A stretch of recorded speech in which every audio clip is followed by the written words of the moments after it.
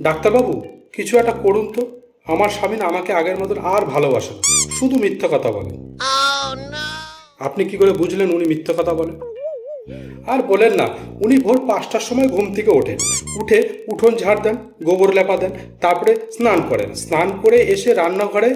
চা বানান, চা বানিয়ে আমাকে বেডটি দেন, বেডটি খাওয়া হয়ে গেলে থালা বাসন মাজেন, থালা বাসন মাজা হয়ে গেলে ঘরটার মুছে উনি বাজারে যায়, বাজার থেকে এসে রান্না বান্না করে, রান্না বান্না করে আমাকে খাইয়ে দাইয়ে আবার থালা বাসন মাজে, থালা বাসন মাজা হয়ে গেলে আবার দুপুরে রান্নার আয়োজন, সব রান্না বান্না হয়ে গেলে আবার আমাকে দুপুরবেলা খেতে দেয়, খাওয়া হয়ে গেলে আবার থালা বাসন মাজে, থালা বাসন মেজে ঠেজে আমার ঘরে আসে, ঘরে এসে আমার গা হাত পা কপাল এগুলো টিপে দেয়, টিপে দিয়ে শাড়ি ঠাড়ি পরিয়ে সুন্দর করে মেকআপ টেকআপ করে সাজিয়ে দেয়, তারপরে আমাকে আমার ভিডিও ব্লগ করতে সাহায্য করে, সুন্দর করে ভিডিও তোলা হয়ে গেলে সেই ভিডিও সে এডিট করে, এডিট ফেডিট করা হয়ে গেলে ভিডিও আপলোড করে, তারপরে ভাইরাল করার জন্য যা যা দরকার সে সব কিছু করে, তারপরে বিকালে চা দেয়, চা খাওয়া হয়ে গেলে আবার সেই রাত্রে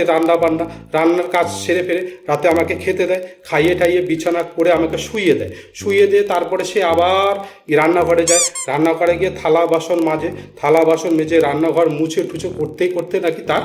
রাত কেটে যায় এবং সে ক্লান্ত হয়ে পড়ে। ভাবুন তো, মেনে নেওয়া যায়? No, no, no, no.